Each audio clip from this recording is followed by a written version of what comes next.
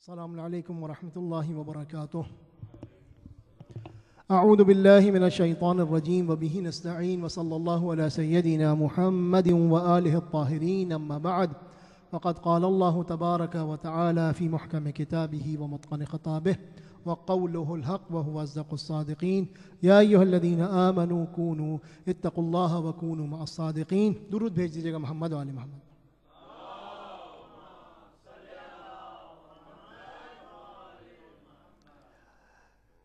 جناب فاطمہ معصومہ شفیع محشر کریمہ اہل بیت، آپ کی ولادت باسعادت کی مبارکباد تمام مومنین کی خدمت میں، اور خاص طور پر اپنے وقت کے امام زمان عجل اللہ تعالیٰ فرج شریف کی خدمت میں عرض کرتا ہوں، آپ تمام مومنین کو بہت بہت مبارک ہو۔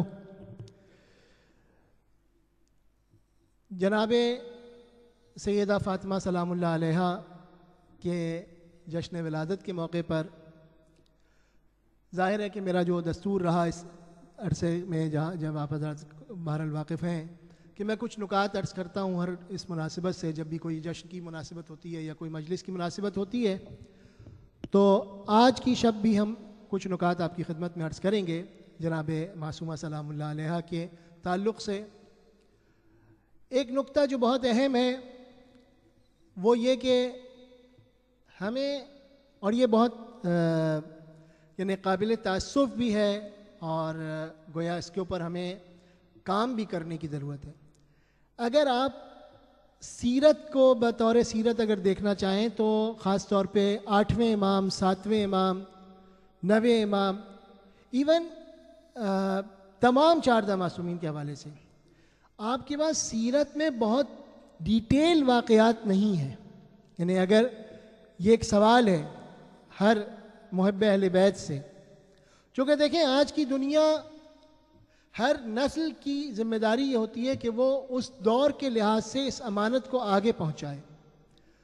اگر آپ ان قدیم کتابوں کا جائزہ لیں تو جو ٹرینڈ تھا اس زمانے کے لکھنے کا، اس میں آپ کو سیرت میں بہت زیادہ کچھ نہیں ملے گا۔ خاص طور پر مثلا جناب معصومہ کے حوالے سے آپ کو ان کی زندگی کے بارے میں کچھ نہیں ملتا، خاص طور پہ ان کی مدینے کی زندگی کے بارے میں آپ کو کچھ نہیں ملے گا۔ امام رضا علیہ السلام جو کہ اہم ترین گویا ایک مرکزی حیثیت رکھتے ہیں ائمہ کے اندر ہمارے درمیان، اور یہ بہت میں سوچ کے تو کچھ اور آیا تھا لیکن ذہن کہیں اور چلا گیا ہے، لہٰذا یہ سن لیجیے اب مجھ سے، ایک درود بھیجیں محمد آل محمد۔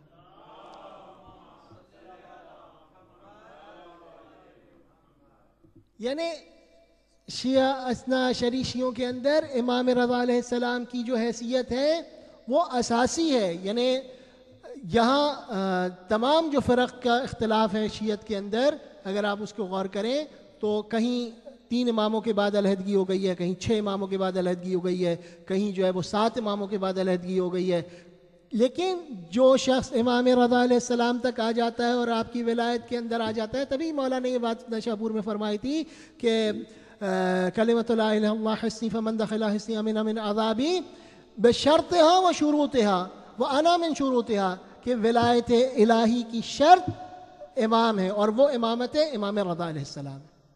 یہ ولایت الہی میں داخل ہونے کی شرط و شروط میں سے، لہٰذا جو بھی امام رضا علیہ السلام کی ولایت میں آ جاتا ہے پھر وہ آخر تک سیدھا جاتا ہے۔ یعنی کوئی فریکشن، گرچہ یہ پھر وہ بات عرض کروں کہ آج کے دور میں پوری کوشش کی جا رہی ہے، لیکن یہ بات میں عرض کر دوں، شیعت کی ایک خوبی ہے۔ آج سے 30-40 سال پہلے ایک مشہور عالم دین، میں ان کا نام نہیں لوں گا، انہوں نے یہ بات، برادران اہل سنت کے مشہور عالم دین، انہوں نے یہ بات میرے والد مرحوم سے ہی بات کی تھی۔ وہ بات بہت عرصہ پہلے انہوں نے مجھے سنائی تھی، لیکن اب میں جب اس کو دوبارہ غور کرتا ہوں اور سوچتا ہوں تو مجھے بڑی عجیب سی چیز نظر آتی ہے۔ انہوں نے کہا کہ آپ کے یہاں بڑا اچھا معاملہ ہے، آپ کے یہاں کوئی اختلاف نہیں ڈال سکتا، جو اختلاف ڈالتا ہے وہ الگ ہو جاتا ہے۔ ہمارے لیے مسئلہ یہ ہے کہ ہمیں سب کو اپنے ساتھ لے کے چلنا پڑتا ہے، سب کو ایک ہی ٹائٹل کے نیچے رکھنا پڑتا ہے۔ آپ کے یہاں ادھر اختلاف ہوا وہ شیعت سے نکل جاتا ہے، آپ کے لیے مسئلہ کوئی نہیں ہوتا۔ لیکن یہ بات آج سے 30-35 سال پہلے کی ہے۔ اب جب میں اس پر غور کرتا ہوں تو مجھے لرزہ طاری ہو جاتا ہے کہ آج ہم کتنے فریکشنز کو اپنے ساتھ رکھے ہوئے ہیں کہ جن کو ہم کچھ کہہ بھی نہیں سکتے، اور کچھ اب اس کے علاوہ میں اب اور کیا کہوں آپ سے، آپ حضرات خود سمجھ رہے ہیں۔ تو دیکھیے امام رضا علیہ السلام کی ولایت کا یہ معاملہ ہے، لیکن امام رضا علیہ السلام کی سیرت خاص طور پہ مدینے میں آپ کے قیام کے تعلق سے آپ کے پاس کوئی تفصیل نظر نہیں آتی، سوائے ان 3 سالوں میں جس میں امام علیہ السلام جو ہے وہ مرو تشریف لائے ہیں، طوس تشریف لائے ہیں، وہاں آپ کو سیرت کے تعلق سے کچھ چیزیں ملتی ہیں، لیکن پیچھے آپ کو کچھ نہیں ملتا۔ اس کی بے شمار دلائل ہیں، اس کی بے شمار وجوہات ہیں، ان جسٹیفیکیشنز میں اس وقت جانا نہیں چاہتا، لیکن بحیثیت ایک شیعہ نے علی بن ابی طالب کے، ایک اہل بیت کے دوست دار کے، ایک امام رضا علیہ السلام کے ادنا خادم کے، ہم سب کی یہ ذمہ داری ہے کہ ہم تلاش کریں سیرت کے ان گوشوں کو جو کہ بہرحال کہیں نہ کہیں انہی روایات میں پوشیدہ ہیں اور ان مطالب تک پہنچے۔ دوسری اہم ترین ذمہ داری یہ ہے کہ ان تمام تر ہستیوں کے بارے میں جو جدید طرز نگارش ہے اس کے تعلق سے کتب آنا چاہیے، یعنی ہر سال ایک نئی کتاب کیوں یہ اعتراض ظاہر ہے کہ میں آپ سے درد دل کر رہا ہوں، یہ اعتراض علماء پر اور حوزات علمیہ پر ہے کہ کتنی علمی درجے کی کتابیں وہاں سے آتی ہیں۔ بہرحال یہ ایک درد دل تھا، ایک درود بھیج دیجیے محمد آل محمد پر۔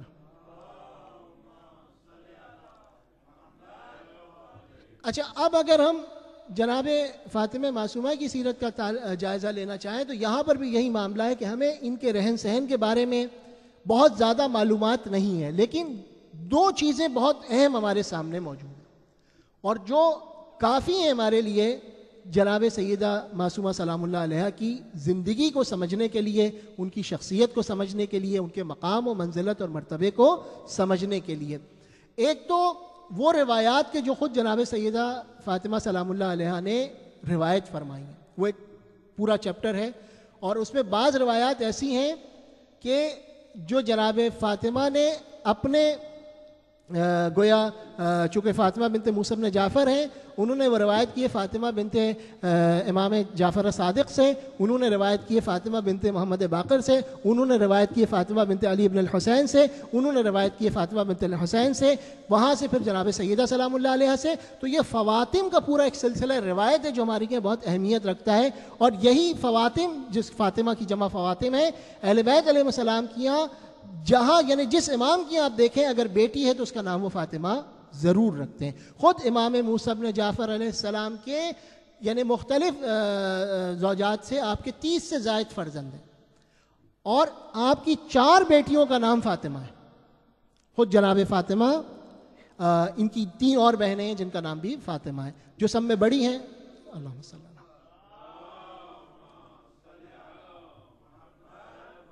جو سب میں بڑی ہیں جناب معصومہ، انہیں فاطمہ کبریٰ کہا جاتا ہے، پھر ان کے بعد فاطمہ وسطیٰ ہیں، فاطمہ اخریٰ ہیں، فاطمہ صغریٰ ہیں۔ یہ 4 بہنیں جو ہیں وہ، اور کچھ جو ہیں وہ ایک شاید آذربائیجان جو رشین علاقہ ہے وہاں دفن ہے، ایک کہیں ایک تو ظاہر کے قم میں ہے، دیگر 2 بہنیں جو ہیں وہ مختلف مقامات پر ان دفن ہیں، کچھ جو ہیں وہ قم کے اندر دفن ہیں، کچھ دیگر جو آپ کی خواہران ہیں وہ قم میں جو چہل اختران جو مشہور جگہ ہے قم کی وہاں پر مدفون ہے۔ اہم ترین نقطہ جو تمام ائمہ کے اولادوں کے تعلق سے یہ بات اہم ہے، لیکن علی الخصوص امام موسیٰ بن جعفر علیہ السلام کی تمام اولادوں کے بارے میں بات شیخ مفید نے بھی لکھی ہے، دیگر علماء نے بھی لکھی ہے کہ آپ کی تمام اولاد علماء اور محدثین ہیں، چاہے وہ اولاد ذکور ہو یا چاہے اولاد اناث ہو۔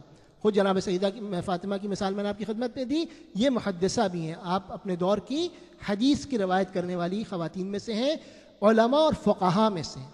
جناب فاطمہ علماء اور فقہاء میں سے اپنے دور کے، اور دیگر تمام فرزند جو ہیں جناب موسیٰ بن جعفر علیہ السلام کے، وہ سب کے سب علماء اور محدثین ہیں، فقہاء ہیں اپنے دور کے۔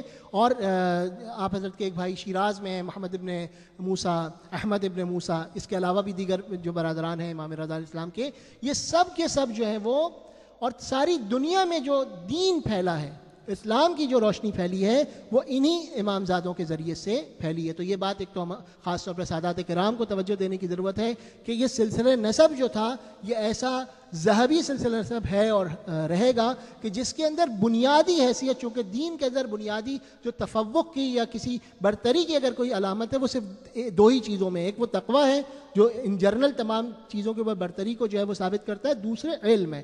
تو ائمہ کی اولادوں میں جو چیز امپورٹنٹ تھی وہ تھی علم۔ یا سادات کو سوچنے کی ضرورت ہے کہ ہم علم کے حصول کے لیے، علم کے پرچار کے لیے، علم کی خدمت کے لیے ہم کیا کر سکتے ہیں، یہ ہماری بنیادی ذمہ داری ہے۔ اور خاص طور پر جو امام موسیٰ بن جعفر علیہ السلام سے منسوب سادات کرام ہے، بہت ہی مکرم اور بہت ہی معزز، تمام سادات معظم ہیں، لیکن خصوصی مرتبہ جو ہے وہ ان سادات کرام کا ہے، اور بڑی عجیب و غریب شخصیات اس میں۔ تو یہ تو تمام تر آپ کے فرزندوں کے بارے میں یہ بات، لیکن جناب معصومہ کی کیا خصوصیت ہے، جناب فاطمہ سلام اللہ علیہ، جناب فاطمہ معصومہ سلام اللہ علیہ کی کیا خصوصیت ہے؟ ان کی خصوصیت یہ ہے کہ دلائل الامامہ میں لکھا ہے، طبری نے اس بات کو، طبری ابن جریر طبری جو کہ صاحب دلائل الامامہ ہیں، شیعی مفسر بھی ہیں اور شیعی مورخ ہیں، اس سے لکھا ہے کہ جناب امام علی رضا اور جناب فاطمہ معصومہ یہ دونوں ایک ہی ماں سے ہیں۔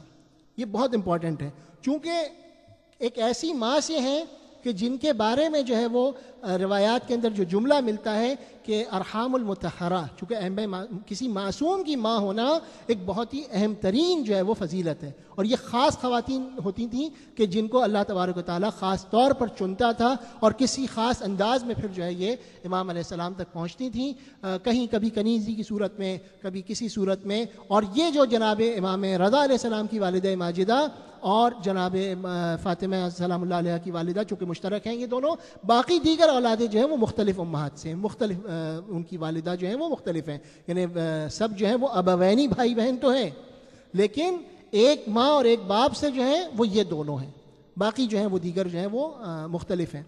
تو یہ ایک انتہائی اہم خصوصیت ہے، اس سے اندازہ ہوتا ہے کہ جناب فاطمہ سلام اللہ علیہ کی کیا شخصیت ہے، چونکہ ان کی والدہ کی کیا اہمیت ہے۔ اب آپ اسی والدہ کے ذکر پہ آپ دیکھیں کہ جو چھوٹا سے مختصر عرض کروں، ان کی والدہ کی جب وہ خدمت میں شرفیاب ہوئی ہیں امام رضا علیہ السلام، امام موسیٰ بن جعفر علیہ السلام کے، تو اس سے پہلے ان کو بھیجا گیا ہے جناب حمیدہ خاتون کی خدمت میں، جو کہ امام جعفر صادق علیہ السلام کی اہلیہ ہیں اور امام موسیٰ بن جعفر کی والدہ ماجدہ۔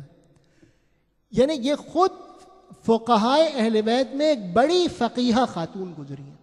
یہ سلسلہ یعنی یہ آپ ذرا سا تھوڑا سا ہٹ کر اگر آپ دیکھیں، وہ لوگ کہ جو منسلک ہیں اس بیت سے، جو لوگ وابستہ ہیں اس بیت میں لیکن بڑی اہم پوزیشنز کے اوپر، یعنی یہ جناب حمیدہ خاتون سلام اللہ علیہ جو ہیں یہ خود جو ہیں وہ والدہ ہیں ایک معصوم کی، امام جعفر صادق علیہ السلام کی زوجہ ہیں اور امام موسیٰ کاظم علیہ السلام کی والدہ ہیں۔ تو ان کے بارے میں بھی ہے جو کہ جب امام جعفر صادق علیہ السلام حج پہ تشریف لے جاتے تھے تو اپنے ساتھ ان کو لے جاتے تھے، اور جو خواتین جن کو مسائل حج کے بارے میں مسائل پوچھنا ہوتے تھے تو وہ رجوع دیتے تھے، ارجاع دیتے تھے ان کی طرف۔ اس سے اندازہ ہوتا ہے کہ اس دور میں ایک خاتون فقیہہ کا ہونا کس اہمیت کا حامل ہے، اور امام کی موجودگی میں جو ہے وہ فقہ کے درجے پر فائز ہونا، اس کا مطلب ہے کہ ان کی علمی جو حیثیت ہے اس کے اندازہ ہوتا ہے جناب تو یہ جو والدہ ہیں جناب امام رضا کی اور جناب فاطمہ معصومہ کی، ان کی تربیت جو ہے جب یہ وہاں سے تشریف لائی ہیں تقریباً اندلس کے علاقوں سے اور مراکش جو آج کل الجزائر وغیرہ ہے اس طرف کے علاقوں سے یہ تشریف لائی تھیں، اور کنیزی کی صورت میں پھر بعد میں بہرحال وہ قصہ طویل ہے، ان کو بھیجا گیا خدمت میں جناب حمیدہ خاتون کی، تو یہ ان کی تربیت میں رہیں۔ پھر اس کے بعد جو ہے وہ ان کی جو ہے وہ عقد جو ہے وہ امام موسیٰ بن جعفر علیہ السلام سے ہوا، اور جس کے نتیجے میں دو یہ فرزند دنیا میں تشریف لائے۔ تو یہ ایک آپ کو حیثیت کا اور اندازہ ہوگا اور اس اہمیت کا اندازہ ہوگا کہ یہ شخصیت کون شخصیت ہے۔ پھر جو دوسرا ہمارے پاس جو کرائٹیریا ہے، یعنی پہلا کرائٹیریا تو یہ ہے کہ اس شخصیت کے جو علمی آثار ہیں، احادیث وغیرہ، اس کو ہم دیکھیں کہ اس کے ذریعے سے پہچانیں کہ یہ کس درجے کی شخصیت ہے۔ خود یہ حدیث جو بڑی مشہور حدیث ہے امام جعفر صادق علیہ السلام کی، جو بالکل آخری لمحات میں آپ نے سفارش فرمائی ہے، اور ظاہر ہے کہ آخری لمحات میں انسان وہ چیز سفارش کرتا ہے، اس چیز کے بارے میں کہتا ہے کہ جو انتہائی امپورٹنٹ ہوتی ہے، یعنی خلاصہ ہوتا ہے اس کی زندگی کا۔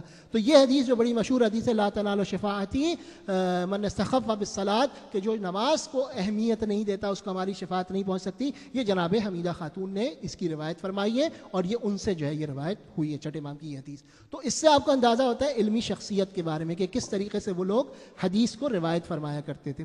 اور جو دوسری وہ چیز ہے وہ یہ کہ ائمہ معصومین علیہ السلام نے ان کے بارے میں کیا فرمایا. یہ بہت امپورٹنٹ ہے کہ کسی معصوم نے کسی معصوم کے بارے میں یا کسی دیگر شخصیت کے بارے میں کیا فرمایا, یہ بہت امپورٹنٹ ہے.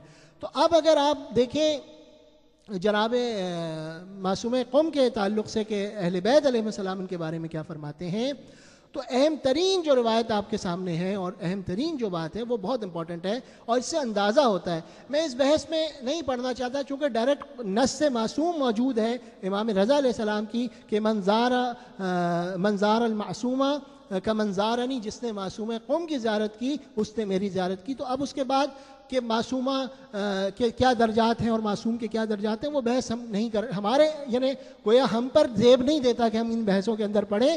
بہرحال اس خاندان میں کچھ ایسی شخصیات ہیں کہ جن کے بارے میں خود نص معصوم چونکہ لفظ معصوم استعمال کر رہی ہے لہذا ہمیں اس میں کوئی حرج نہیں ہے استعمال کرنے میں. تو یہ ان شخصیات میں سے کہ جن کے لیے معصوم نے جو ہے وہ نص استعمال کی ہے. اور لفظ معصوم, آپ کا نام نہیں ہے معصومہ, آپ کا نام فاطمہ ہے, میں نے عرض کیا آپ کی خدمت, یہ لقب ہے آپ کا معصومہ. تو یہ معصومہ کا لقب امام رضا علیہ السلام نے آپ کو عطا فرمایا. تو اس سے اندازہ ہوتا ہے آپ کی علمی شخصیت کا, آپ کی اس شخصیت کا جو اللہ تبارک و تعالیٰ کے نزدیک ہے. تو اب ائمہ کیا فرما رہے ہیں آپ کے بارے میں. چھٹے امام نے ایک بڑی عجیب و غریب روایت فرمائی ہے. اس میں آپ نے فرمایا ہے کہ ہمارے خاندان کی ایک خاتون میری اولاد میں سے من ولدی, وہ یہاں پر وفات پائیں گی. قم کے بارے میں ایک طویل روایت ہے اس کے ضمن میں, اور فرماتے ہیں کہ وہاں پر جو ہے وہ وفات پائیں گی اور وہ شفاعت کریں گی میرے تمام شیعوں کی باجمعہ, تمام شیعوں کی میرے شفاعت کریں گی. اور یہ کب فرما رہے ہیں؟ چھٹے امام فرما رہے ہیں کہ ابھی امام موسیٰ بن جعفر بھی دنیا میں نہیں تشریف لائے. تو آپ اس سے اندازہ کریں کہ کوئی ایسی شخصیت آ رہی ہے کہ جس کی خبر چھٹے امام دے رہے ہیں, ابھی ان کے والد دنیا میں نہیں آئے ہیں, ان کی خبر دی جا رہی ہے کہ فاطمہ بنت موسیٰ میری اولاد میں سے ہوں گی جو قم میں آ کے دفن ہوں گی. قم میں کچھ لوگ تشریف لائے تھے شہر رے سے, تو جب آئے تو حضرت نے فرمایا, انہوں نے کہا عرض کی کہ مولا ہم جو ہے وہ رے سے آئے ہیں. شہر رے آپ حضرت جانتے ہیں تہران کے نزدیک ایک جگہ ہے. تو حضرت نے فرمایا مرحبا بے اخواننا من قم, ہمارے قوم کے بھائیوں پر مرحبا ہو. تو لوگوں نے پھر کہا کہ ہم تو رے سے آئے. پھر آپ نے 3 مرتبہ اس کی ریپیٹ فرمایا, بعد میں یہ طویل حدیث فرمائی ہے. تو اس کے ضمن میں آپ یہ فرماتے ہیں کہ میری بیٹی یہاں پر دفن ہوگی جو تمام شیعوں کے لیے جو ہے وہ شفاعت کا سبب بنیں گے. تو آپ اس سے اندازہ لگائیں, خود زیارت جو آپ پڑھتے ہیں, جناب معصومہ کی خداوند کریم ہم سب کو جو ہے وہ مشرف فرمائے انشاءاللہ زیارت سے. اس کے اندر انسان جو ہے وہ جب ذیل میں آتا ہے زیارت کے, یا فاطمہ اشفعی لی فی الجنہ, ہم اللہ تبارک و تعالیٰ سے توسل کرتے ہیں جناب فاطمہ کے ذریعے سے, اور جناب فاطمہ کو مخاطب ہوتے ہوئے کہتے ہیں کہ اے حضرت فاطمہ ہماری جنت میں شفاعت فرمائیں. اور اس کے بعد فوراً, یعنی یہ جو کلوزنگ ہے گویا زیارت کی, اگر آپ زیارت نامہ اگر آپ کے ذہن میں ہو انشاءاللہ جب آپ جائیے گا تو اس کو ذہن میں رکھیے گا جملے کو, جو کلوزنگ ہے زیارت کی وہ کیا ہے کہ یا فاطمہ اشفعی لی فی الجنہ فإن لك عند اللہ شأنا من الشان, کہ آپ کی جو ہے وہ اللہ تبارک و تعالیٰ کے نزدیک ایک مقام اور منزلت ہے. یہ جو جملے ہیں, یہ جو زیارت نامہ ہے, یہ بھی ایک امپورٹنٹ بات ہے کہ یہ بھی کسی امام سے مروی ہے, یعنی بظاہر امام رضا علیہ السلام سے مروی ہے یہ روایت, اور معصوم کے الفاظ ہیں, یعنی یہ الفاظ کسی عالم کے نہیں ہیں بلکہ یہ زیارت نامہ جو ہے, چونکہ بعض زیارتیں جو ہیں وہ ان کی سند معلوم نہیں ہے, لیکن عام طور پہ جو ہمارے کے مشہور زیارتیں ہیں ان کی سند معلوم ہے اور وہ ائمہ سے مروی ہیں. لہٰذا اس بات کی بھی تاکید کرتا ہوں کہ جب بھی زیارت پڑھیں, زیارت وہ پڑھیں جو ائمہ سے مروی ہو. جیسے زیارت جامعہ, زیارت جامعہ جو ہے وہ تمام ائمہ کے کسی بھی امام کے حرم میں پڑھی جا سکتی ہے, اور علماء کا یہ دستور رہا ہمیشہ کہ حرم جناب معصومہ میں یہ زیارت ضرور پڑھا کرتے تھے. تو اس سے بھی اندازہ ہوتا ہے کہ اس شخصیت کا, اس اہمیت کا. اس کے بعد ہم کیا چیز, یعنی وہ جو کلوزنگ ریمارکس ہیں وہاں کے اوپر وہ کیا, تو اللہم انی اسألک ان تختم لی بالسعادہ, ان تختم لی بالسعادہ, پالنے والے ہمارا اختتام جو ہے وہ سعادت پر فرما. یہ کہاں پر آپ پڑھتے ہیں جب جناب فاطمہ کو شفاعت کی آپ ان سے جو ہے وہ درخواست کرتے ہیں, یا فاطمہ اشفعی لی فی الجنہ, اس کے بعد فوراً آپ اللہ تبارک و تعالیٰ سے جو ہے وہ گویا دعا کے انداز میں جو ہے وہ دعائیہ انداز میں جو ہے وہ انداز بدل جاتا ہے. اللہم, اے ہمارے پالنے والے, انی اسألک, میں تجھ سے سوال کرتا ہوں کس بات کا, ان تختم لی بالسعادہ, کہ میرا خاتمہ سعادت پر فرما, سعادت اور نیکی پر میرا خاتمہ فرما. ولا تسلب منی ما انا فی, اور جس نعمت پر تو نے مجھے رکھا ہوا ہے اور جو نعمت مجھے عطا کی ہوئی ہے وہ مجھ سے سلب نہ فرما. تو ظاہر ہے کہ اہم ترین سعادت کیا ہو سکتی ہے جو ایک انسان کو حاصل ہے. اگر ہم کلام امام میں دیکھیں, کلام معصومین میں دیکھیں, تو جناب فاطمہ الزہرا سلام اللہ علیہا کی ایک حدیث ہے. ایک درود بھیجی محمد.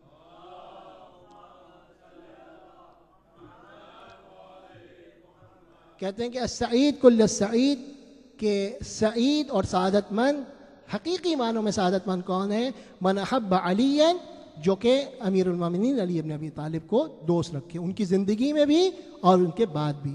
اور یہ سعادت کی بنیادی ظاہر. اب یہاں پر ہم کیا دعا کر رہے ہیں اس زیارت نامے میں کہ پالنے والے ہمیں سعادت پر ہمارا خاتمہ فرما, یعنی ہمارا خاتمہ ولایت اہل بیت پر فرما, اور جو ولایت اہل بیت ہمیں حاصل ہے وہ ہم سے سلب نہ فرما. یہ خطرہ ہمیشہ محسوس رہتا ہے کہ انسان کسی ایسی اپنی غلطی کی وجہ سے اس ولایت کے دائرے سے نکل نہ جائے. تو دیکھیں ائمہ معصومین علیہ السلام کے کیا ریمارکس ہیں ان کے بارے میں, کیا آپ کے کمنٹس ہیں اور کیا آپ ان کے بارے میں فرما رہے ہیں. تو ایک تو یہ کہ چھٹے امام نے فرمایا کہ میری وہ بیٹی وہاں پر جو ہے وہ دفن ہوں گی قم میں, کہ جو تمام شیعوں کے لیے شافع محشر ہیں اور وہ تمام شیعوں کو ان کی شفاعت فرمائیں گی. اس کے علاوہ زیارت کی جتنی حدیث ہیں 5-6 حدیث ہیں جس کے اندر تعبیر ہے کہ مثلا جس نے بھی آپ کی زیارت کی عارفاً بحق, ان کے حق کے عرفان کے ساتھ, ان کے حق کی گویا شناخت کے ساتھ اور پہچان کے ساتھ, فلہ الجنہ, اس کے لیے جنت ہے گویا, یا وجبت لہ الجنہ. اس طریقے کی تعبیرات جو ہیں وہ آپ کو روایت میں ملتی. ایک اور اہم ترین بات جو ہمیں ملتی ہے وہ ایک تعبیر ہے جو کہ امام موسیٰ بن جعفر علیہ السلام نے استعمال فرمائی. ایک درود بھیجیں محمد عالمہ.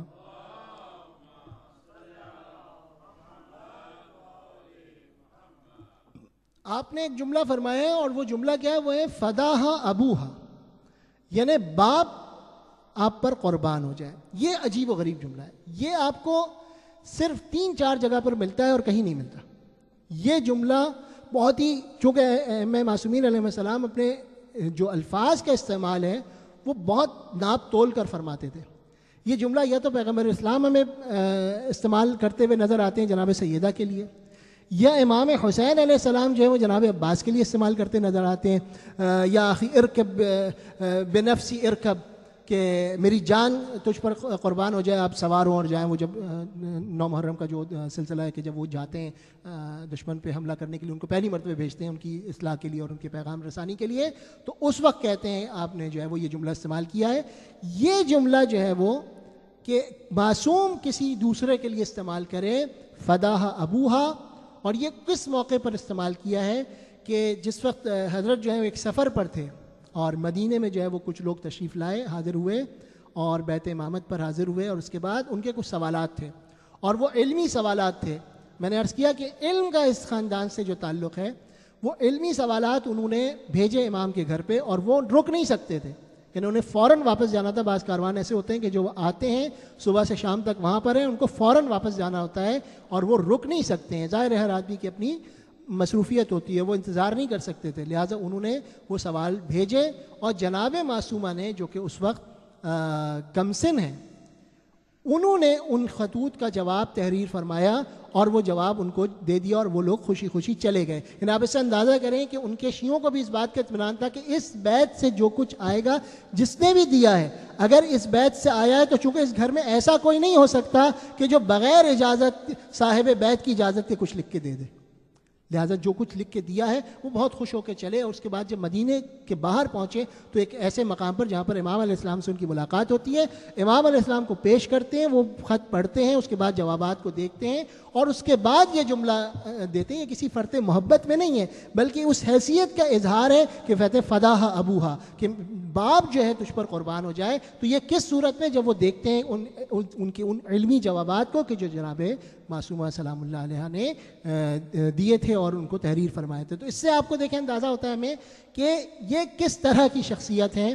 اور یہ بڑی اہم بات ہے کہ ہمیں اس بات کی جانب توجہ کرنا چاہیے کہ ایک تو یہ کہ یہ شفیع محشر ہے, اور ایک اور چیز جو علماء نے جس کو لکھا ہے, اور یہ اس سے اندازہ بھی ہوتا ہے آپ کی شخصیت کا مطالعہ کرنے کے بعد, کہ اس کائنات میں ظاہر اللہ تبارک و تعالیٰ کے کچھ اسرار ہیں اور کچھ ایسے راز ہیں کہ جن تک ہم نہیں پہنچ سکتے. ان رازوں میں ایک راز جو ہے وہ جناب فاطمہ الزہرا سلام اللہ علیہا کی شخصیت ہے. بہت غور سے سننے کی بات ہے. جناب فاطمہ سلام اللہ علیہ کی شخصیت اسرار الہی میں سے ایک سر ہے، ایک راز ہے، اور ہر شخص جو ہے، اسی لیے آپ کی زندگی کو جو ہے وہ تشبیہ کی گئی ہے لیلۃ القدر سے. ان کا ادراک کرنا، ان کو درک کرنا، ان تک جو ہے وہ گویا کسی کی پہنچ ہونا، یہ بہت مشکل کام ہے. اچھا، جناب سیدہ کی قبر کو بھی مخفی رکھا گیا ہے، جناب سیدہ کی قبر کو بھی مخفی رکھا گیا ہے. یعنی کم از کم جو روایات آپ کے سامنے ہیں وہ 3 جگہ کے اوپر، ان 3 جگہ کے اندر بھی آپ جو ہے وہ، یعنی کوئی شخص قسم کھا کر یہ نہیں کہہ سکتا کہ اس مقام پر جناب سیدہ کی قبر ہے. یعنی نہ تو بقیع کے اندر، چونکہ بقیع کے اندر بھی حضرت نے کئی قبریں بنائی تھیں. دوسری روایت جو ہے وہ آپ کے خود بیت الشرف کی روایت ہے کہ جب آپ اپنے گھر میں دفن ہوئی ہیں تو وہاں پر بھی چاہے جتنا چھوٹا ایریا کیوں نہ ہو، آپ کو اندازہ نہیں ہے آج کے دور میں کہ وہ کون سا پوائنٹ ہوگا ایگزیکٹلی کہ جہاں پر قبر مبارک ہے. تیسری روایت جو ہے وہ روضۃ الجنہ کی روایت ہے، یعنی ممبر اور آپ کے حضرت کے گھر کے درمیانی جو حصہ ہے جس کو روضۃ الجنہ جس کو کہا جاتا ہے، وہاں پر آپ کی ایک روایت ہے. ہر روایت کے اپنے اپنے دلائل ہیں، اپنے اس کی گویا اس کو سپورٹ کرنے کے لیے دلیلیں ہیں، لیکن کوئی یہ نہیں کہہ سکتا، چونکہ ایک سر ہے، ایک راز ہے کہ جناب سیدہ کی قبر جو ہے وہ گویا ظاہر نہیں ہوئی ہے. اس کی ظاہر ہے کہ اس کی اپنی ایک مصلحت ہے. تو اب گویا لوگوں تک اس فیض کو پہنچانے کے لیے ایک ایسا دروازہ جو ہے وہ کھولا گیا. اور یعنی پتہ نہیں اس پہ کیا حکمت ہے، چونکہ چھٹے امام نے ایک روایت فرمائی، کہا کہ ان للہ حرم وہو مکہ، اللہ تبارک و تعالیٰ کا ایک حرم ہے اور وہ مکہ ہے. نبی کا ایک حرم ہے اور وہ مدینہ ہے. حضرت امیر کا ایک حرم ہے اور وہ کوفہ ہے. اور قم جو ہے وہ کوفۃ صغیرہ، وہ ایک چھوٹا سا کوفہ ہے. گویا ایک اور حرم جو ہے وہ اہل بیت کا، اس کو قم قرار دیا، اور وہاں پر ایک ایسے دروازے کو کھولا گیا جس کے بارے میں روایت کے الفاظ یہ ہیں کہ جنت کے 8 دروازے ہیں، جس میں سے مشہور روایت تو یہ ہے کہ ایک دروازہ قم سے کھلتا ہے، لیکن جو روایت میرے پیش نظر ہے 3 دروازے اس کے قم سے کھلتے ہیں. تو گویا ایک ایسی شخصیت کو وہاں پر بھیجا گیا اور اسی پس منظر میں وہاں تشریف لے گئیں تاکہ مومنین کے لیے وہ جو توسل کا دروازہ ہے وہ کھل سکے. وہاں پر جا کے اس اہمیت کو سمجھنے کی کوشش کریں، اور خداوند کریم ہم سب کو جو ہے وہ شفیع محشر کی زیارت سے مشرف فرمائے انشاءاللہ. تو یہ وہ دروازہ ہے کہ جو وہاں پر کھولا گیا ہے. گویا جناب سیدہ سلام اللہ علیہ تک ایکسس جو ہے وہ ہم جیسے خاطی لوگوں کا شاید نہیں ہو سکتا، اس وجہ سے یہ اس کی ایک ممکن ہے ایک وجہ ہو، لہذا اس ایکسس کو تھوڑا قریب کرنے کے لیے ایک مزید فضل کیا گیا، ایک مزید ہم پر جو ہے وہ اللہ تبارک و تعالیٰ نے جو اپنی نعمت کو نازل فرمایا، اور اس نے جو ہے وہ ایک اس حرم کی صورت میں جناب معصومہ کی قبر مبارک کی صورت میں ایک ایسا دروازہ ہمارے لیے کھولا ہے جو جنت کی شفاعت کا سبب بنے گا، اور جہاں پر جناب سیدہ جو ہے وہ جناب فاطمہ معصومہ سلام اللہ علیہ جو ہے وہ شفاعت فرمائیں گی اپنے تمام شیعوں کی. یہ بہت امپورٹنٹ ہے. اب یہ شفاعت کیا ہے، میں بس مختصر کروں گا اپنے کلام کو 2 جملوں میں. یہ بہت امپورٹنٹ ہے چونکہ ہمیں کام ہے، اس سے ہمیں اس کی توقع بھی ہے اور ہمیں اس سے کام بھی ہے. شفاعت ہے کیا؟ دیکھیں، شین فے عین، ان 3 لفظوں سے ملا ہوا یہ لفظ شف، جس کو اگر آپ اس کا روٹ ورڈ کو دیکھیں، آپ نماز شب میں بھی جو 2 رکعت نماز پڑھتے ہیں اس کو کہتے ہیں، جب یعنی نافلہ پڑھ لیتے ہیں 8 رکعت کا، تو اس کے بعد جو 2 رکعت پڑھتے ہیں اس کو کیا کہتے ہیں؟ نماز شفع. اور اس کے بعد جو 1 رکعت ہے اس کو کیا کہتے ہیں؟ وتر. تو اصل میں جس طریقے سے طاق اور جفت کی لفظ ہے فارسی میں، یا چونکہ اس میں طاق تو عربی لفظ ہے لیکن جفت جو ہے وہ عربی لفظ نہیں ہے، لیکن محاورے کے اندر طاق اور جفت کا جو ہے وہ محاورہ، اردو میں بھی ہمارا محاورہ طاق اور جفت کا ہے. تو طاق کہتے ہیں وتر کو، جفت کہتے ہیں زوج کو یا 2 چیزوں کو، اور اسی لیے شف جو ہے وہ کہتے ہیں 2 کو. تو گویا شف کہتے ہیں کسی ایک چیز کے ساتھ دوسری چیز کے ضمیمہ ہو جانے کو، کسی دوسری چیز کے مل جانے کو کہتے ہیں شفیع. اب اگر کوئی ایک شخص، ہم دنیا میں بھی دیکھتے ہیں کہ کبھی کبھی ایسا ہوتا ہے کہ ایک غریب آدمی ہے اور اس کی اپنی کوئی شناخت نہیں ہے، وہ کسی مشکل میں مبتلا ہے، تو ایک بڑا آدمی جو صاحب حیثیت ہے وہ اس کے ساتھ مل جاتا ہے اس نیکی کے کام میں اور کہتا ہے میں ان کے ساتھ لے کر آیا ہوں. اب وہ فیس ویلیو کس کی دیکھی جاتی ہے؟ اس کریم آدمی کی، اس بڑے آدمی کی کہ جو صاحب نام ہے، صاحب حیثیت ہے، صاحب علم ہے، صاحب کمال ہے. وہ ایک غریب آدمی کا ہاتھ پکڑ کے لے جاتا ہے اور کہتا ہے کہ آپ میری خاطر اس کا یہ کام جو ہے وہ کر دیں. اس کو کہتے ہیں شفاعت کرنا. اب یہ شفاعت جو ہے وہ گویا اس طریقے کا ایک منظر ہے, لیکن یہ شفاعت کس کو نصیب ہوگی؟ یعنی قرآن مجید جو ہے وہ شفاعت کا تذکرہ بھی کرتا ہے, اور کبھی کبھی یہ بھی کہتا ہے کہ ما تنفعہم شفاعت و شفیع, کہ شفاعت المشفعین یا شفاعت الشافعین, کہ ان کو جو ہے وہ شفاعت شافعین جو ہے وہ کچھ لوگوں کو نصیب نہیں ہوگی. یعنی دنیا میں ایسے لوگ بھی ہیں کہ جن کو جو ہے وہ شفاعت نصیب نہیں ہو سکتی. یعنی خداوند کریم نے اس شفاعت کو سلیکٹڈ رکھا ہے. ظاہر ہے کہ جب ضمیمہ کیا جاتا ہے تو ضمیمہ کسی چیز میں کیا جاتا ہے جس کے اندر خود کوئی ورت ہو. اگر اس میں بالکل ورت نہ ہو, یعنی وہ زیرو ہو, تو شفاعت وہاں پر کام نہیں آئے گی. کوئی اور فیکٹر کام آ جائے اگر ممکن ہو, وہ میرا سبجیکٹ نہیں ہے اس وقت, لیکن یہاں پر شفاعت کا جو تصور ہے وہ کام نہیں آ سکتا. شفاعت کا تصور اسی وقت کام آ سکتا ہے کہ جب جس کے اندر شفاعت یعنی جس کی شفاعت کی جا رہی ہے اس کے اندر یہ صلاحیت موجود ہو کہ اس کی شفاعت کی جا سکے. قرآن مجید میں سورہ مدثر میں ارشاد فرماتا ہے کہ فما تنفعہم شفاعت الشافعین, کہ ان لوگوں کو, کن لوگوں کو, اب ان کی بڑی ڈیٹیل ہے, اس سے پچھلی آیتوں میں ڈیٹیل بیان کی ہے, ان لوگوں کی کہ جو جہنم میں بھیجے جائیں گے. تو ان سے جب سوال کیا جائے گا کہ ما سلککم فی سقر, تمہیں کیا چیز جہنم میں لے آئی, تمہیں کیا چیز جہنم میں لے آئی, تو اب وہ یہ جو جواب دیں گے یہ وہ لوگ ہیں کہ جن کو یعنی ایک ہی گروپ بھی ہو سکتا ہے اور یہ کئی گروہ بھی ہو سکتے ہیں. یعنی یہ جواب جو ہے ایک جنرل جواب ہے, یہ تمام ان لوگوں کی طرف سے جواب ہے جو شفاعت سے محروم ہیں. تو ظاہر ہے کہ انسان اگر اس جواب کو سمجھ لے اور اس جواب کو سن لے تو اس کے بعد جو ہے وہ اپنے آپ کو دور رکھ سکتا ہے ان چیزوں سے. تو سب سے پہلا جو جواب آئے گا, اور وہ جو بڑی تعداد ہوگی جہنم کے اندر لوگوں کی, جہنمیوں کی, وہ کہیں گے قالوا لم نک من المصلین, ہم نماز نہیں پڑھتے تھے. چھٹے امام کی حدیث میں نے آپ کی خدمت میں عرض کر دی کہ شفاعت جو ہے وہ شامل حال نہیں ہو سکتی جو شخص نماز کو سبق سمجھتا ہے.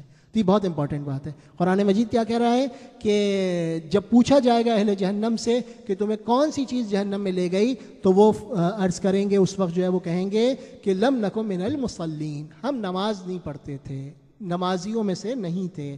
اس کے بعد کیا کہیں گے, وَلَمْ نَكُ نُطْعِمُ الْمِسْكِينَ, ہم مسکین کو, غریب کو کھانا نہیں کھلاتے تھے. اب وہ جو شفاعت کا ایک تصور میں نے آپ کی خدمت میں عرض کیا تھا کہ یہاں پر صاحب حیثیت کو چاہیے, لہذا اگر کسی کو وہاں اپنی شفاعت کروانا ہے تو یہاں پر مومنین کا جتنا زیادہ وہ کام کروا سکتا ہے, جتنا زیادہ ان کو ہیلپ آؤٹ کر سکتا ہے. یعنی بعض اوقات ہمارے ذہنوں میں ایک سوال ہی آ جاتا ہے کہ بھئی یہ آدمی غیر مستحق ہوگا. اگر غیر مستحق بھی ہے تو اگر تھوڑا کسی کو کھانا کھلا دیتے ہیں یا کسی کو کچھ ایک ایسی آج کے دور میں کوئی تھوڑی سی ہیلپ آؤٹ کر دیتے ہیں تو کوئی بہت بڑی آفت نہیں آ جاتی. بعض روایات کے اندر عجیب و غریب تعبیر ہے کہ کبھی کبھی ایسا ہوتا ہے کہ انسان کی مشکل جو ہے اس کی گرہ نہیں کھل رہی ہوتی اور اس کی زندگی جو ہے وہ گویا بالکل اسٹک ہو جاتی ہے, اور اس کے پاس, اور یہ بھی اللہ کی رحمتوں میں سے ایک رحمت ہے, یعنی خود اللہ کا فضل ہے کہ کبھی کسی کے پاس کوئی ایسا آئے سوالی کہ جو اس سے مانگے, تو جب وہ مانگے اور وہ اس مانگنے والے کے سوال کو پورا کرتا ہے اور اس کی حاجت روائی کرتا ہے تو اللہ تعالیٰ فوراً اس کی گرہ کو واس کرتا ہے. لہٰذا یہ بہت امپورٹنٹ ہے. تو وہ لوگ جو شفاعت سے محروم رہیں گے ان میں سے ایک گروہ تو وہ ہے کہ جو نماز نہیں پڑھتے, اور دوسرا گروہ کون سا ہے, وَلَمْ نَكُ نُطْعِمُ الْمِسْكِينَ. اب اس لیے میں نے کہا تھا کہ یہ ایک ہی گروہ بھی ہو سکتا ہے کہ جو نماز نہیں پڑھتا وہی یہ کام بھی کرتا ہو, یا یہ بھی ہو سکتا ہے کہ بہت سے مختلف لوگ ہیں جو ہو سکتا ہے کہ نماز پڑھتے ہوں لیکن اطعام مسکین نہ کرتے ہوں. لہٰذا یہ بات امپورٹنٹ ہے چونکہ یہ کسی ایک آدمی کا جواب نہیں ہے بلکہ اہل جہنم کا جواب ہے جو مختلف ہیں, اور سب کے جوابوں کا خلاصہ جو ہے قرآن مجید گویا سورہ مدثر میں ارشاد فرما رہا ہے کہ وَلَمْ نَكُ نُطْعِمُ الْمِسْكِينَ وَكُنَّا نَخُوضُ مَعَ الْخَائِضِينَ. اور ہم جو ہیں وہ دشمنوں کے ساتھ بیٹھ کے ہنسی ٹھٹا کیا کرتے تھے, ہم بیٹھا کرتے تھے. یہ بہت امپورٹنٹ ہے. بعض اوقات جو ہے ہماری اپنی مجالس میں, ہماری اپنی محافل میں یہ ایک طرز ہوتا چلا جا رہا ہے, باقاعدہ نماز کی اپوزیشن بن چکی ہے, دین کی اپوزیشن بن چکی ہے. ان کے ساتھ بیٹھ کر ہنسی ٹھٹا کر لینا, ان کے ساتھ بیٹھ جانا اس نتیجے کے اوپر انسان کو پہنچا سکتا ہے. یہ بہت امپورٹنٹ ہے. ہمارا سہارا انہی اہل بیت علیہ السلام کی ذوات کے اوپر ہے کہ اگر یہ ہماری شفاعت کر دیں, لیکن ان کی شفاعت تک پہنچنے کے لیے ہمیں کچھ کرنا پڑے گا, اور وہ ضمیمہ ہونے کے لیے ہمیں اپنے اندر اس پوٹینشیل کو پیدا کرنا پڑے گا. تو پہلی بات یہ کہ وہ لوگ کہ جو نماز نہیں پڑھتے, دوسرے وہ لوگ کہ جو مساکین کو کھانا نہیں کھلاتے, اور تیسرے وہ لوگ کہ جو دشمنوں کے ساتھ بیٹھتے ہیں اور ہنسی ٹھٹا کرتے ہیں. جو دین کی دشمنی میں ہنسی ٹھٹا کرتے ہیں, مذاق کرتے ہیں اور دین کا مذاق اڑاتے ہیں.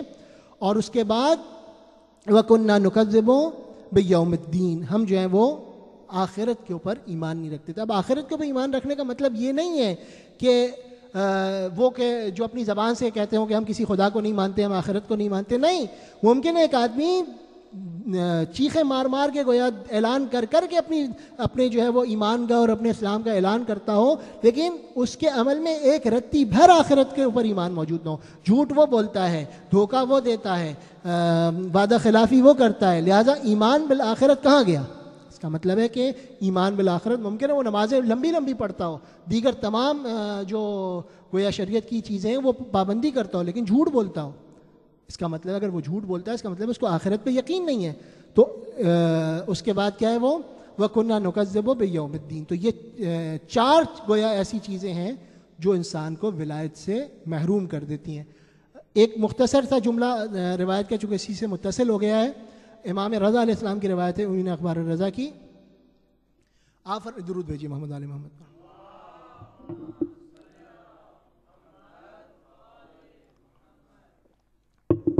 یہ جو میں نے عرض بھی کیا تھا آپ کی خدمت میں کہ ہم دعا کرتے ہیں جناب فاطمہ کی سلام اللہ علیہ کی زیارت میں کہ ولا تسلم منی ما نافی ہے کہ جس چیز کے اوپر ہمیں اس کو ہم سے سلب نہ کر. 8ویں امام کی روایت ہے اور بہت امپورٹنٹ روایت ہے. وہ روایت میں یہ عرض کروں گا کہ آپ حضرات سے کہ اس کا ایڈریس میں آپ کو دے رہا ہوں, بعد میں اگر آپ لوگوں کو متن بھی چاہیے ہوگا تو میں آپ کو متن بھی دے دوں گا. چونکہ اس روایت کو غور کریں, ابھی تو ظاہر ہے کہ تقریر میں آپ سن لیں گے چلے جائیں گے, وہ بات رہ جائے گی. اس کو خود اس کے اوپر غور کریں اور اس کو پڑھیں, لے کے معلوم کریں, اور اس کا میٹر بھی آپ کو چاہیے ہوگا تو میں آپ کی خدمت میں عرض کر دوں گا کہ کسی نے سوال کیا 8ویں امام سے کہ ہمارے پاس فضائل اہل بیت میں ایسی روایتیں ہیں جو ہم نے آپ سے نہیں سنی ہیں.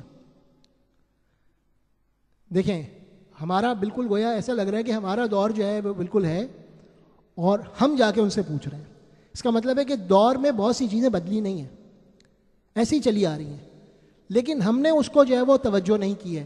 تو وہ خرابی بھی اسی طریقے سے آ گئی ہے, لیکن اب ظاہر ہے کہ اس وقت امام علیہ السلام موجود ہیں اور وہ جواب دے رہے ہیں. اب ہمارے پاس جو ہے وہ فقہا اور محدثین اور وہ روات احادیث موجود ہیں کہ جو امام کا قول ہم تک پہنچا رہے ہیں, لہٰذا ہمیں ان کی قدر کرنا چاہیے. کیا پوچھا امام سے کہ ہمارے پاس ایسی روایات ہیں فضائل اہل بیت میں جو آپ سے نہیں نکلی ہیں. 6 امام کی حدیث میں پہلے بھی عرض کر چکا ہوں حضرات کی خدمت میں. دیکھیں ان چیزوں کو جب تک ملائیں گے نہیں آپ کہ ما لم یخرج من ھذا البیت فہو باطل, جو بھی علم کی بات, جو بھی بات اس گھر سے نہ نکلی ہو وہ باطل ہے. یعنی اہل بیت علیہ السلام سے جو چیز صادر نہ ہوئی ہو, جو چیز ان سے نہ آئی ہو, یہ بہت امپورٹنٹ بات ہے اور بہت بڑا دعویٰ ہے, لیکن یہ دعویٰ اہل بیت نے کیا, ہم نے نہیں کیا ہے. کہ جو کچھ اس گھر کے علاوہ اگر آیا ہے وہ, یعنی چاہے علم کی بات ہو, ٹیکنالوجی کی بات ہو, اگر وہ یہاں سے گویا ویریفائی نہیں ہوتی ہے تو وہ باطل ہے. اگر اس گھر سے نہیں نکلی ہے وہ بات تو وہ بات غلط ہے. تو امام سے پوچھا کہ ہمارے پاس ایسی روایات ہیں جو ہم تک پہنچی ہیں لیکن وہ آپ سے نہیں پہنچی ہیں, اس گھر سے نہیں پہنچی ہیں. فلانے جو ہے وہ فضائل میں بہت سی بے شمار روایات فضائل کی ایسی ہیں کہ اگر وہ نام تو اس کے اوپر فضائل کا لکھا ہوا ہے, اگر آپ اس پر غور کرتے ہیں تو آپ کے ذہن میں سوال آتا ہے کہ یہ فضیلت ہے یا منقصد بیان کرنے کی کوشش کی ہے. چونکہ بعض اوقات نادان دوست بھی ہوتے ہیں اور کچھ ایسے دشمن بھی ہوتے ہیں کہ جو اس طریقے سے فضیلت بیان کرتے ہیں کہ وہ فضیلت نہیں ہوتی ہے. لہذا بہت غور و فکر کے ساتھ ہر جگہ جہاں پر بھی کسی سے کوئی روایت سن لی ہم نہیں لے سکتے. تو آپ نے فرمایا کہ ہمارے دشمنوں نے وضعونا اخباراً, ہمارے دشمنوں نے 3 طرح کی جو ہیں وہ خبریں اور 3 طرح کی جو باتیں ہیں وہ ہمارے بارے میں مشہور کر دی ہیں, ہمارے بارے میں گڑھ لی ہیں. کچھ باتیں ایسی ہیں کہ جن کی وجہ سے لوگوں کو غلف کا شبہ ہوتا ہے, اور پھر جب تم ان کی پیروی کرتے ہو تو لوگ تم کو غالی کہتے ہیں اور لوگ تمہاری تکفیر کرتے ہیں, اور وہ بجا کرتے ہیں چونکہ یہ روایات غلف آمیز روایات ہیں جو کہ دشمنوں نے گڑھ لی. دوسرا گویا گروپ روایات کا وہ ہے, یہ امام علیہ السلام فرما رہے ہیں, دوسرا گروپ روایات کا وہ ہے کہ جو ہماری تقصیر کے بارے میں، یعنی وہ اس طریقے سے بنا کر پیش کرتی ہیں وہ روایات، یا لوگ اس طریقے سے اس کو انٹرپریٹ کرتے ہیں کہ گویا عام فقہا کے درجے کی حیثیت ہے ان ہستیوں کی. نہیں، اعاذنا اللہ من ذالک. اگر یہ تصور بھی کسی کے ذہن میں آتا ہے تو یہ تقصیر ہے، یہ اس طرف سے گرنے والی بات ہے. یہ اس طرف سے گرنے والی بات ہے تو یہ اس طرف سے گرنے والی بات ہے. یہ تیسری جو روایات کا گروپ ہے وہ یہ ہے کہ ہمارے دشمنوں کی برائیوں کو اس طریقے سے واضح طور پہ بیان کر دیتے ہیں کہ جس کے نتیجے میں پلٹ کر وہ پھر ہمیں برا بھلا کہتے ہیں. ہمارے دشمنوں کی برائیوں کو اس طریقے سے بیان کرتے ہیں کہ جس کے نتیجے میں یعنی ہمارے شیعوں پر سختی بھی کی جاتی ہے اور ہمیں جو ہے وہ لوگ پلٹ کر برا کہتے ہیں. اور یہ وہ چیز ہے کہ جس کے اہل بیت علیہ السلام جس کی اجازت نہیں دیتے. پھر اس کے بعد جو ہے وہ پھر اسی روایت کا تسلسل ہے، چونکہ مسلسل ہو گئی تھی بات تو میں عرض کر رہا ہوں کہ آپ علیہ السلام نے فرمایا کہ خاص طور پر مفوضہ کے بارے میں پوچھا گیا اور غلات کے بارے میں پوچھا گیا، تو ان سے آپ نے عجیب و غریب وہ روایت ہے، وہ پوری روایت میں اس وقت نہیں پڑھوں گا، صرف اس کا جو خلاصہ کلام ہے وہ پڑھ رہا ہوں میں، کہ آپ سے پوچھا کہ ان کے بارے میں، تو آپ نے فرمایا کہ مفوضہ جو ہیں وہ مشرک ہیں. مفوضہ کون ہے؟ مفوضہ وہ لوگ ہیں کہ جو یہ کہتے ہیں کہ گویا اللہ تعالیٰ نے سب کچھ جو ہے وہ ان کے سپرد کر دیا ہے. دیکھیں ہمارا جو تصور ہے نا چیزوں کا وہ مٹیریلسٹک ہے، وہ جب تک جو ہے وہ اس کی جو ذہن کی ساخت ہے وہ مٹیریلسٹک ہے. یہ گلاس ایک پانی کا ہے میرے پاس، اگر ایک گلاس اور میں لے کر آ جاؤں اور اس کو اس میں خالی کر دوں تو یہ یقیناً خالی ہو جائے گا اور وہ بھر جائے گا. ہمارا ذہن یہ سوچتا ہے، ہمارا ذہن جو ہے وہ یہ سوچتا ہے. ان معاملات کے اندر مادی ذہن کے ساتھ، مٹیریلسٹک ذہن کے ساتھ نہیں سوچا جا سکتا.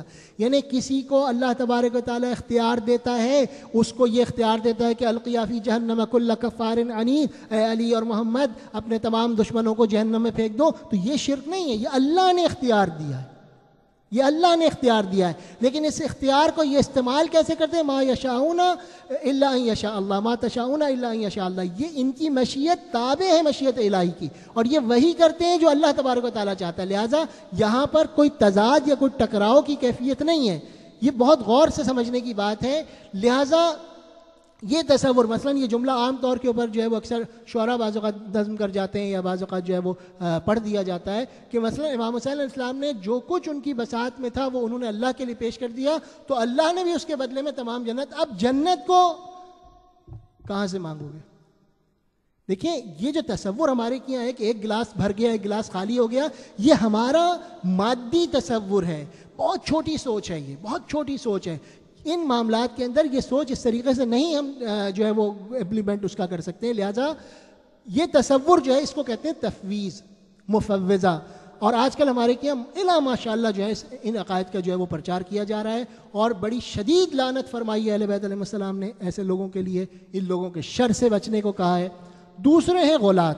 غلات میں اور مفوضہ میں کیا فرق ہے؟ یعنی اگر آپ آج کے دور کے فریکشنز کو دیکھیں تو نظر آ رہا ہے کہ اسی طریقے کے فریکشنز ہیں وہ.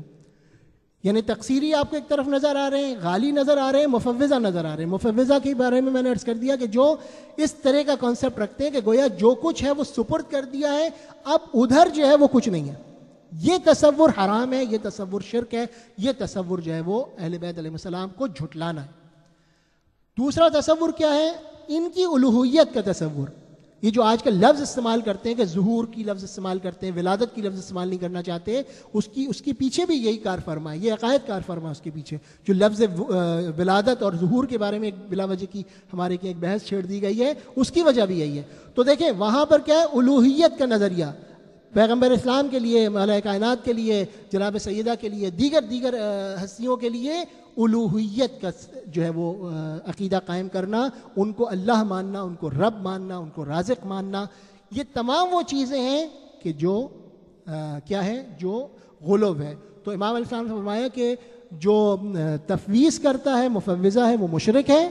یعنی وہ اللہ کو تو اللہ مانتا ہے لیکن ان کا شریک مانتا ہے. لیکن جو غالی ہے وہ کیا ہے؟ وہ کافر ہے، چونکہ وہ اللہ کی وحدانیت کا انکار کرتا ہے، اللہ کی الوہیت کا انکار کرتا ہے. اور اس کی علامت کیا ہے؟ اس کی علامت یہ ہے کہ وہ اللہ کو ہر وقت نیچا دکھانے کی کوشش کرتے ہیں. تعبیر روایت کی آپ لوگ بعض اوقات ترجمے کے اندر الفاظ سخت ہو جاتے ہیں، آپ لوگوں کو شاید محسوس ہو جائے، لہٰذا غور کیجیے اس بات پر. اللہ کی گویا یصغرون عظمت اللہ تعبیر جو ہے، یعنی چھوٹا بنا کے پیش کرنا.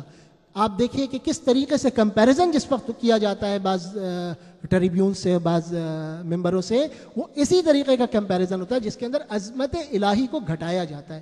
تو امام علیہ السلام نے جو ہے وہ ان لوگوں کے اوپر، ایسی شخصیتوں کے اوپر لعنت بھی بھیجی ہے. اور اس کے بعد آپ فرماتے ہیں کہ جو ان کے ساتھ بیٹھے اٹھے کھائے پیے، بیٹی دے بیٹی لے، امانت دے امانت لے، فخرج من ولایت اللہ، وہ اللہ کی ولایت سے خارج ہو جاتا ہے. اللہم لا تسلم منی ما انا فیہ، پالنے والے ہمیں سعادت پہ ہمارا خاتمہ فرما، اور جو ہمارے پاس ہے وہ ہم سے نہ چھینے. یہ ہم سے جب چھینتے ہیں، یعنی ان کے ساتھ اٹھنا بیٹھنا، ان کے ساتھ گھلنا ملنا، امانت لینا امانت دینا، ان کو امین قرار دینا، ان کا امین بننا، ان کو بیٹی دینا، ان سے بیٹی لینا، ان کے ساتھ پینا کھانا اٹھنا بیٹھنا اوڑھنا بچھونا. فخرج من ولایت اللہ ومن ولایت رسول اللہ ومن ولایتنا اہل البیت.